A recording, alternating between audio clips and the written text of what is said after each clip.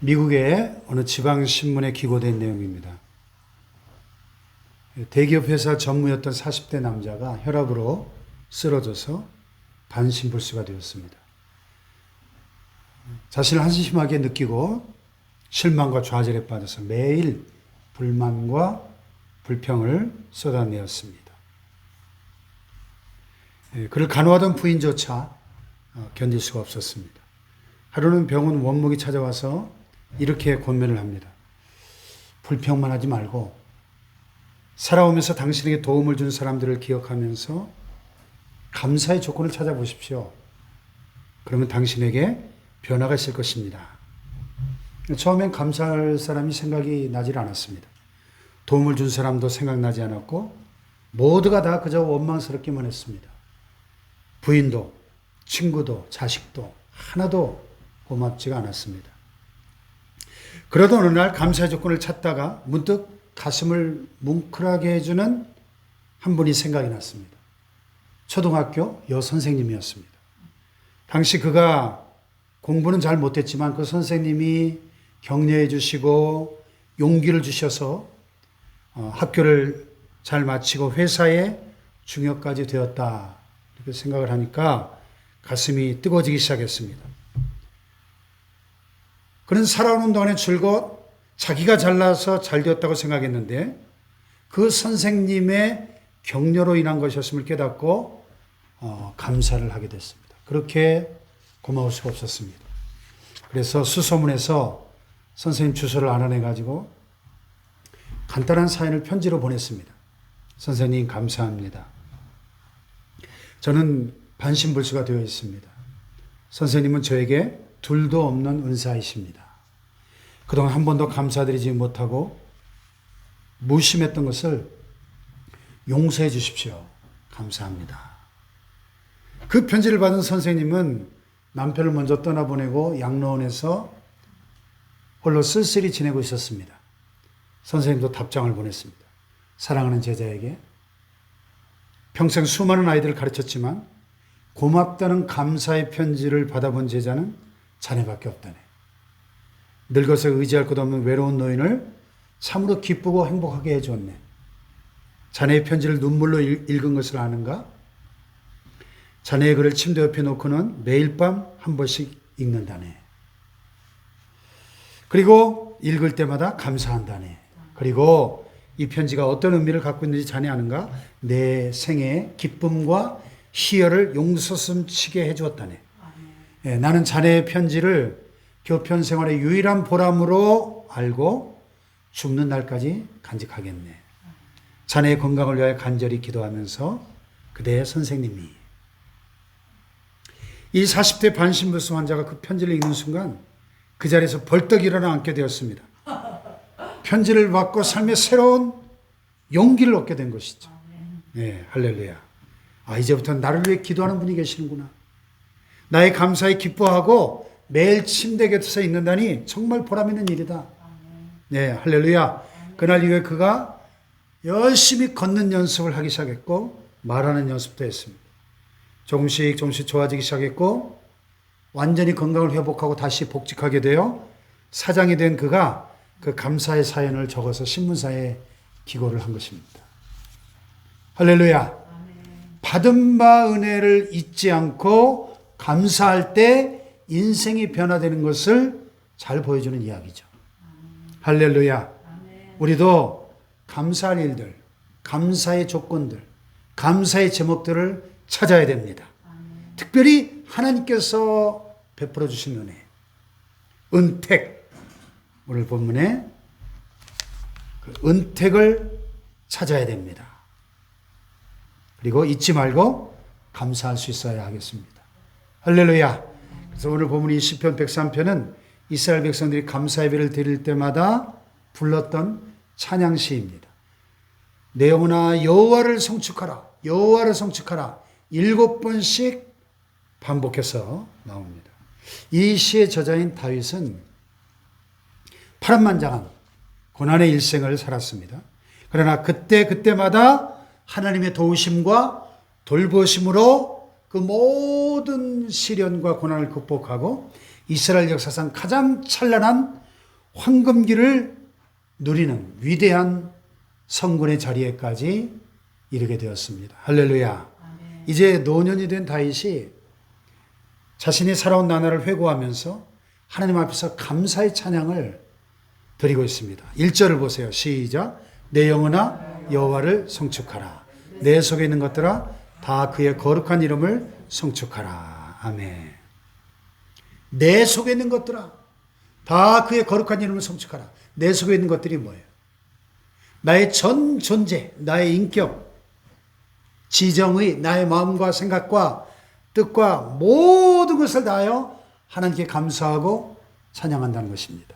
할렐루야. 아멘. 다윗은 어떤 환경과 형편에 처했든지 감사하는 삶을 살았습니다. 자신을 향한 하나님의 은택을 잊지 않았습니다. 하나님의 은택을 기억하며 감사했습니다. 이 은택이 무슨 말입니까? 은택. 우리가 은혜, 은총이라는 말은 많이 쓰는데 은택이라는 말은 잘 안 쓰죠. 그래서 제가 사전을 찾아봤어요.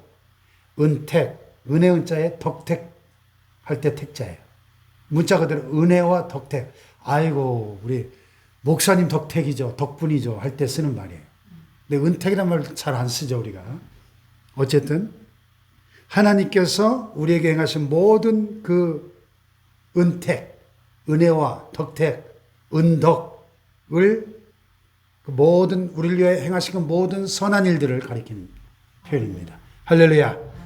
이 다윗의 감사를 보면서 혹시 우리가 이 하나님의 은택을, 하나님의 은혜를 잊어버리고 살아온 것은 아닌가 한번 다시 돌아보는 시간이 될 수 있기를 축복합니다. 하나님께 날마다 이것저것 달라는 요구 조건은 참 많은데 하나님께서 베푸신 은혜는 과연 우리가 까맣게 잊어버리고 사는 것은 아닌지 성찰하는 시간이 되시기를 축복합니다. 진정한 그리스도인은 참 믿음의 사람은 기쁘고 형통한 날은 물론이지만 역경과 고통 가운데서도 하나님의 은혜를 잊지 않고 감사하는 자들입니다. 아멘. 할렐루야. 아멘. 우리의 감사는 1년에 2번 돌아오는 맥주감사절, 추수감사절 이런 감사절기에만 연례 행사로 드리는 감사가 아니라 우리의 평생 사는 날 동안 감사하는 진정한 감사가 되어야 할 줄로 믿습니다. 아멘. 할렐루야. 아멘. 우리 조금 전에 불렀던 찬양처럼 말이죠. 내 평생 사는 동안 주 찬양하리 여호와 하나님 내 주를 찬양하리. 할렐루야. 아멘. 언제 찬양하고 감사해요? 감사 절기에만? 주일날만? 이 아니고 내 평생 사는 동안 날마다 매 순간마다 하나님께 감사하며 살아갈 수 있기를 축복합니다. 아멘. 우리를 향해 베푸신 하나님의 은택, 그 은택을 잊지 말고 기억해야 된다는 거예요. 그래서 2절에 보면 내 영혼아 여호와를 성축하며 그의 모든 은택을 잊지 말지어다. 다윗은 자기 스스로의 영혼을 향하여 선포하고 있습니다. 내 영혼아, oh my soul, don't forget all his graces. 그의 모든 은택 잊지 말라는 것입니다. 기억하고 감사해야 된다는 것입니다. 그것이 그리스도의 마땅한 본분이기 때문에. 자, 그렇다면 우리가 구체적으로 어떤 하나님의 은택들을 잊지 말고 기억하면서 감사하는 삶을 살아야 할까? 본문에서는 5가지를 열거하고 있는데 그 중에서도 3가지에 좀 초점을 맞춰서 함께 은혜를 나누려고 합니다. 첫째는 우리의 죄악을 사하신 은택이죠. 3절에 그가 내 모든 죄악을 사하시며. 다 같이 그가 내 모든 죄악을 사하시며. 그러니까 첫째로 우리의 죄악을 사하신 은택을 잊지 말고 감사해야 된다는 것이죠. 할렐루야. 가이드 포스트지 2014년 4월호에 사명이라는 찬양을 작사 작곡한 이권희 PD에 대한 특집 기사가 실렸습니다. 사명이라는 찬양 아시죠? 주님이 홀로 가신 그 길 나도 따라가오 모든 물과 피를 흘리신 그 길을 나도 가오. 그 찬양 유명하죠. 험한 산도 나는 괜찮소. 바다 끝이라도 나는 괜찮소. 죽어가는 저들 위해 나를 버리길 바라오. 아버지 나를 보내주어 나는 달려가겠소. 목숨도 아끼지 않겠소. 나를 보내주오. 이 사명 찬양을 작사 작곡한 이권희 PD는 1992년도에 거의 30년 전 얘기네요. 잘 나가는 헤비메탈 락 그룹 멤버였습니다. MBC 락 콘테스트에서 대상을 받았고 거액을 제안받고 MBC와 계약도 마친 상태였습니다. 그 당시 유명했던 서태지와 아이들의 백밴드로도 활동할 정도의 출중한 실력을 갖춘 그런 팀이었습니다. 근데 그가 군대를 다녀온 후에 IMF 사태가 터지면서 가세가 기울었습니다. 그 추운 겨울 서울 변두리에서 가난과 씨름하면서 방 안에 있는 물이 꽁꽁 얼어붙을 정도의 그런 열악한 환경에 버려져서 참 고생스러운 날들을 보내게 되었습니다. 그런데 그렇게 잘 나가던 보컬팀도 다 흐지부지 돼버리고 했지만 하나님의 큰 은혜를 경험하게 됩니다. 하나님의 은혜로 그 어려운 기간의 고난의 영성이 고스란히 찬양 속에 배어나기 시작했습니다. 어느 순간부터 가난한 자, 고아들, 또 남편 없이 힘겹게 살아가는 이들의 친구가 되어주셨던 예수님의 모습이 보이기 시작했습니다. 그래서 CCM의 중심에 서는 인물이 된 그를 붙드는 말씀이 있었는데 빌립보서 2장 5절로 11절의 말씀.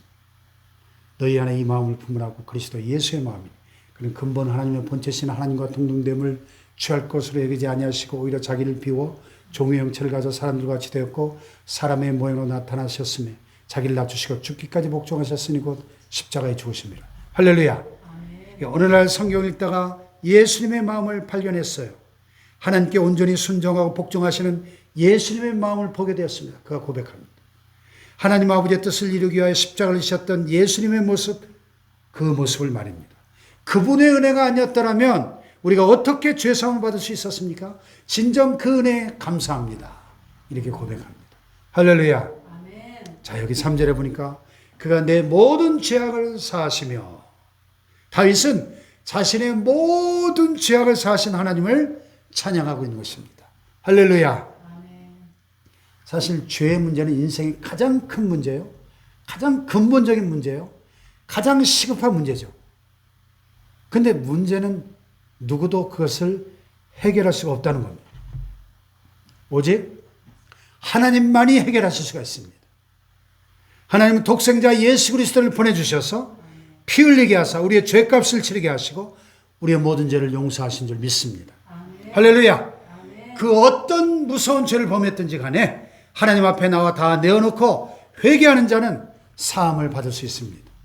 할렐루야. 아멘. 다윗도, 이 시를 지은 다윗도 한때 얼마나 큰 죄를, 무서운 죄를 지었습니까?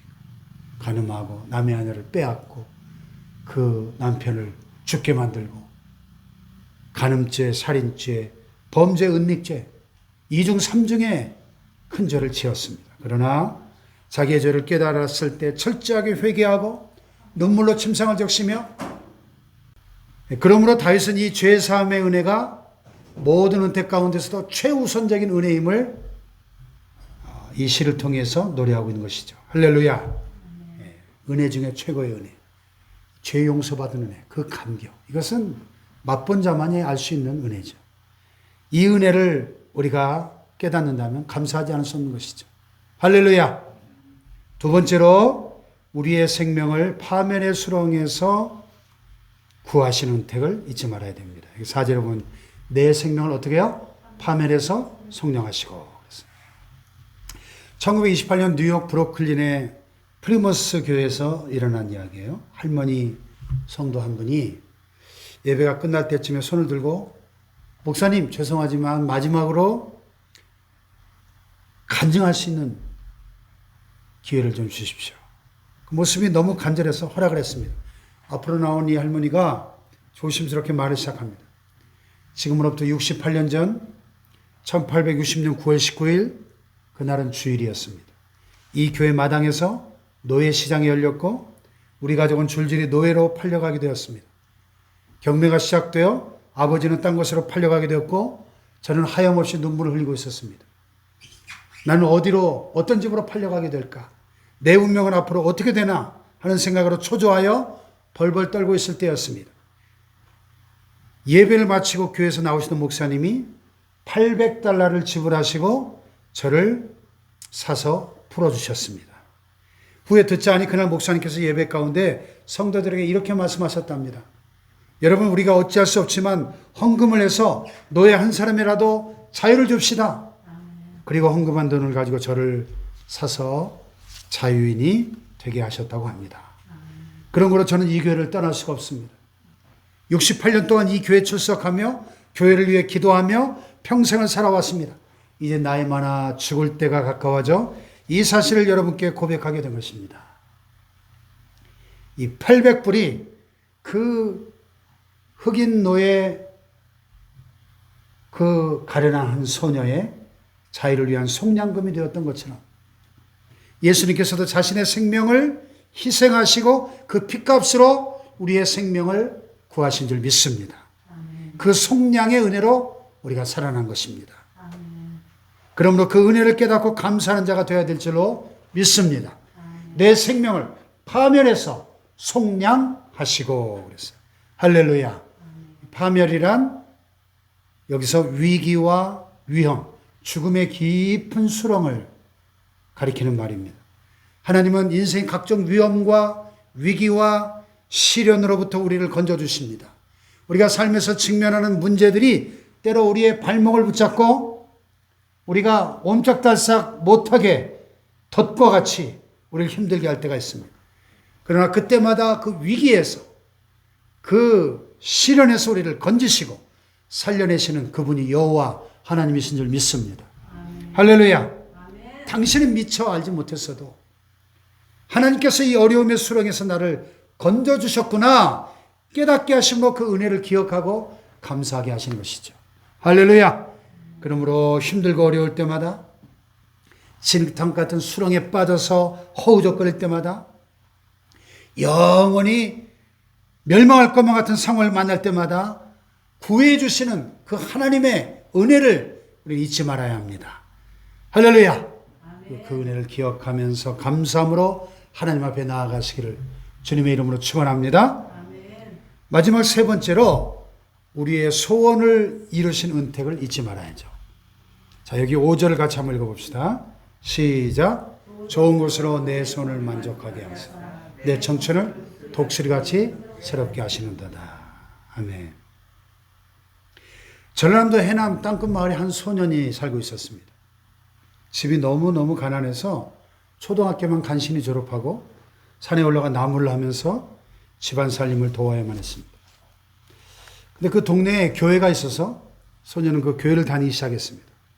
소년의 꿈은 중학교에 가는 것이었습니다. 근데 가난 때문에 갈 수가 없으니까 고민하던 소년이 오늘 엎드려서 하나님께 편지를 썼습니다. 하나님, 중학교에 가고 싶습니다. 근데 집이 너무 가난해서 갈 수가 없어요. 저를 중학교에 보내주십시오. 이렇게 써서 봉투에 넣었습니다. 그리고 편지 봉투 위에다가 하나님 전상서 이렇게 쓰고 뒷면에 자기 이름을 썼습니다. 그리고 우체통에 집어넣었습니다. 우편 배달부가 이 주소가 없는 편지를 발견하고 참 난감해졌습니다. 그러다가 그 안에 내용을 본 다음에 하나님하고 제일 가까운 사람한테 배달하는 게 좋겠다 해서 해남읍 등대원교회 이준목 목사님께 그 편지를 배달했습니다. 그 편지를 읽고 난 이준목 목사님이 무한 감동을 받았습니다. 그 소년을 불러가지고 교회에서 운영하는 고아원에서 먹고 자게 해주고 중학교를 보내줬습니다. 그 후에 월드비전의 장학금으로 공부해서 한신대학에 진학하게 됩니다. 그리고 스위스에서 신학과 철학을 공부하고 돌아와서 대학 교수가 됩니다.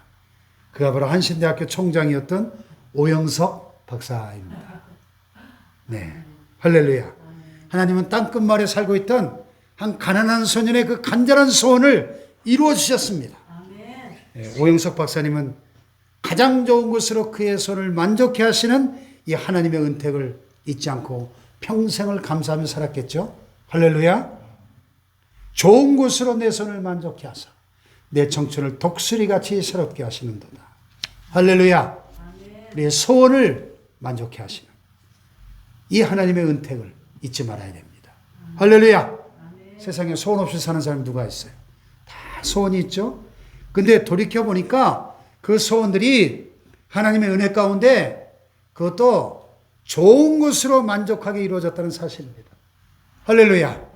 다윗은 지난 날을 이렇게 회고해 보는 것입니다. 사울왕 때문에 얼마나 많은 죽음의 고비를 넘기고 그야말로 시체말로 개고생을 했습니까? 자기 한 사람을 잡으려고 군사들 풀어서 이잡듯이 수색을 하질 않나? 직접 자기를 죽이려고 아예 이 악신이 들려가지고 창을 막 2번씩이나 집어던져서 죽이려고 했지 않습니까? 생각해보면 너무너무 힘든 시간들이었습니다. 그런데 돌이켜 생각해 보니까 바로 그 고난 때문에 다윗은 하나님께로 더 가까이 달려나가 기도할 수 있었고 하나님을 붙들 수 있었고 하나님을 만나고 체험하는 은혜의 통로가 되었던 것입니다. 할렐루야. 그리고 결국 하나님께서 그의 소원을 만족해 주셨고 자신의 삶을 더욱더 윤택하게 풍요롭게 해주셨을 뿐만 아니라 새로운 길로 인도해 주셔서 이스라엘 통일왕국의 제2대 왕으로 높이 우뚝 세워주신 줄로 믿습니다. 할렐루야. 그 은택을 기억함으로 감사하는 거죠. 유명한 빙점의 작가 미우라 아야코, 이 미우라 아야코는 자신의 기도를 소개한 적이 있는데요. 이런 기도입니다. 하나님, 은혜에 익숙하지 않게 해주세요. 은혜에 익숙하지 않게 해주세요. 무슨 소린가? 미우라 아야코는 처녀 시절에 심한 폐결핵을 앓으면서 오랜 세월 병상에 누워있을 때 남편이 된 미우라 미치어를 만났습니다. 그의 전도를 받고 예수를 믿게 됐습니다. 하나님의 은혜로 치유되었고 5년이나 자신을 문병하며 기다려준 남편과 결혼하게 되었습니다. 당시에는 남편에 대한 고마움을 그 어떤 말로도 표현할 수가 없어서 정말 날마다 눈물이 날 정도로 고마웠습니다. 그런데 몇 년을 같이 살다 보니까 점점 고마운 마음들이 시들시들해 가더랍니다. 남편과 함께 사는 것에 익숙해지면서 당연히 여기게 되었습니다.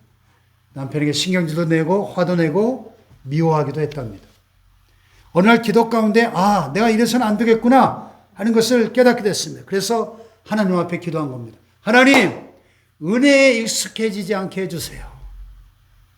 다 같이 하나님, 은혜에 익숙해지지 않게 해주세요.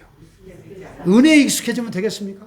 은혜에 익숙해져 버리면 감사가 형식적이 되고 말겠죠. 다윗처럼 온 마음을 다해 감사를 드릴 수 없을 것입니다. 감격은 다 사라지고 감사는 껍데기만, 형식만 남게 될 것입니다. 다시금 그 은혜를 기억하고 그 은혜에 감격하고 그리고 마음을 담뿍 담은 감사를 드릴 수 있기를 축복합니다. 할렐루야.